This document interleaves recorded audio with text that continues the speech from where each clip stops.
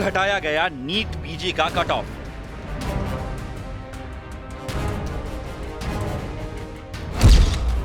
-40 score और 0 percentile वालों को दाखिले पर विवाद।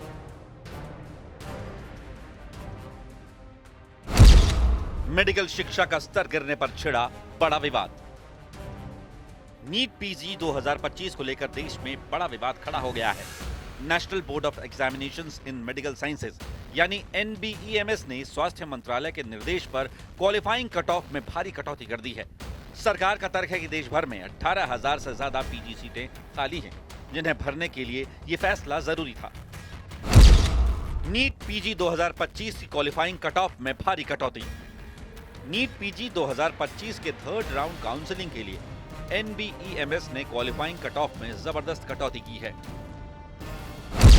NBEMS ने SC/ST OBC वर्ग के लिए क्वालिफाइंग परसेंटाइल को 0 तक घटा दिया है, यानी अब -40 स्कोर वाले उम्मीदवार भी काउंसलिंग में शामिल हो सकेंगे। जनरल EWS कैटेगरी में काउंसलिंग के लिए अब 7वीं परसेंटाइल यानी 103 अंक पाने वाले छात्र भी काउंसलिंग में शामिल हो सकेंगे। जनरल PWBD कैटेगरी यानी पर्सन विद बेंचमार्क डिसेबिलिटी के छात्र अब 5वें परसेंटाइल यानी 90 अंक पाकर भी नीट पीजी की काउंसलिंग में शामिल हो सकेंगे।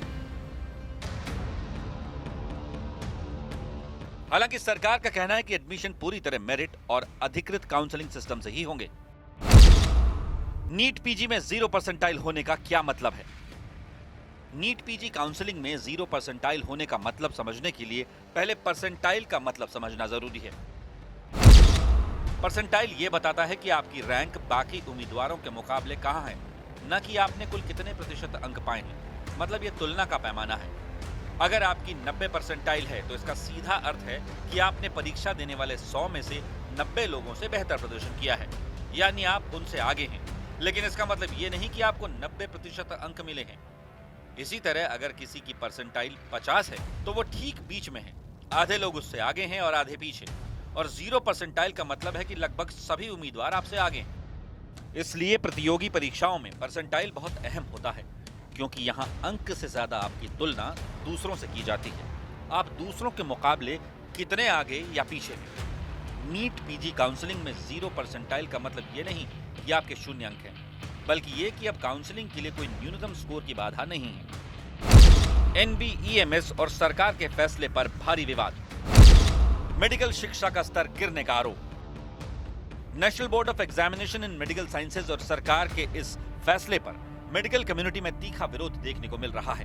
Federation of resident doctors association यानी फोर्डा ने स्वास्थ्य मंत्री को लिखी चिट्ठी में इस फैसले को मनमाना बताते हुए कहा कि बिना डेटा और परामर्श के लिया गया ये निर्णय मेरिट सिस्टम को कमजोर करता है और इसका फायदा निजी मेडिकल कॉलेजों को मिलेगा।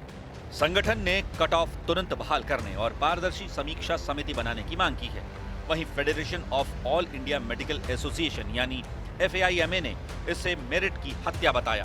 होता है कि हमें इस फैसले का पुरजोर विरोध करना है और ये जो -40 मार्क्स वाला जो एलिजिबिलिटी क्राइटेरिया सेट किया है गवर्नमेंट ने, इस स्टेप को गवर्नमेंट वापस ले, ताकि हम डॉक्टर और मरीजों का जो विश्वास है वो जीत पाए और एक मरीज का प्रॉपर इलाज एक शिक्षित डॉक्टर करे, अशिक्षित डॉक्टर ना करे। धन्यवाद।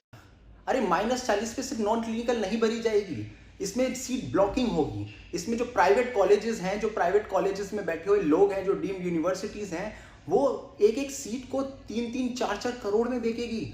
हमने लास्ट से लास्ट ईयर में भी देखा है कि क्या हुआ है। एक रेडियोलॉजी की सीट 6-6, 7-7 करोड़ तक में बेची गई है।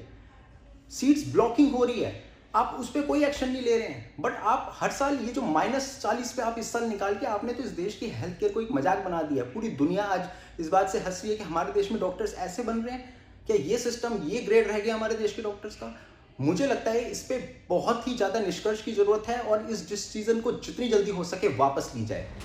दरअसल इंडियन मेडिकल एसोसिएशन की तरफ से मेडिकल कॉलेजों में सीटें खाली न रहने देने की मांग उठाई गई थी, जिसके बाद सरकार ने ये फैसला लिया। लेकिन मेडिकल एसोसिएशंस के बढ़ते विरोध के बीच ये मामला तूल पकड़ता दिखाई दे रहा है।